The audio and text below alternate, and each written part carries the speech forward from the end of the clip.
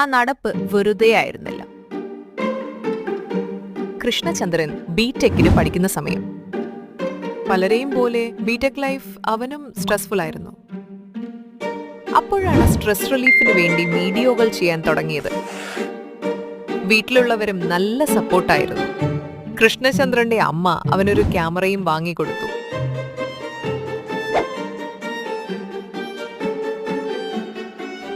By the way, കരിക്കിന്റെ അവസാനം ഇറങ്ങിയ വീഡിയോകൾ അമ്മ വേഷത്തിലെത്തിയത് കൃഷ്ണചന്ദ്രന്റെ അമ്മ സുമാദേവിയാണ്. ഓക്കെ, അപ്പോ ബാക്ക് ടു ദ ടോപ്പിക്. അങ്ങനെ കൺട്രി ഫെലോസ് എന്ന പേരിൽ യൂട്യൂബിലും ഇൻസ്റ്റഗ്രാമിലും കൃഷ്ണചന്ദ്രനും കൂട്ടുകാരും വീഡിയോകൾ ഇടാൻ തുടങ്ങി. ആ സമയത്ത് നാട്ടിലുള്ള ചില ടീംസ് ചുമ്മാ ക്യാമറയും തൂക്കി നടന്നോളും എന്നൊക്കെ കളിയാക്കി പറയുമായിരുന്നു. ആ നടപ്പ് വെറുതെ ആയില്ല. കൃഷ്ണചന്ദ്രന്റെ വീഡിയോ കരിക്കിന്റെ ഫൗണ്ടർ നിഖിൽ പ്രസാദിന്റെ ശ്രദ്ധയിൽപ്പെട്ടു. പിന്നൊന്നും നോക്കിയില്ല, അവനെങ്കിൽ തൂക്കി. ഇപ്പോ സുരനമ്പൂതിരിയായും പ്രച്ഛന്നൻ, പ്രകാശനായും രതീഷ് സാറായും പ്രേക്ഷകരെ രസിപ്പിച്ചുകൊണ്ടിരിക്കുകയാണ് കൃഷ്ണചന്ദ്രൻ.